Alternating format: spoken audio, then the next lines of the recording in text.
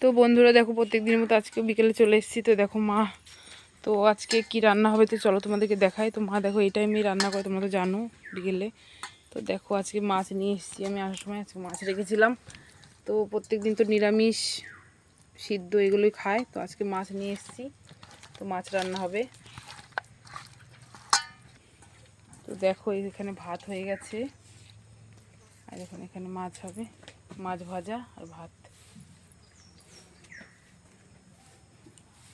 তো আজকে আমরাও খাওয়া দাওয়া করে তারপরে যাবো বাড়ি।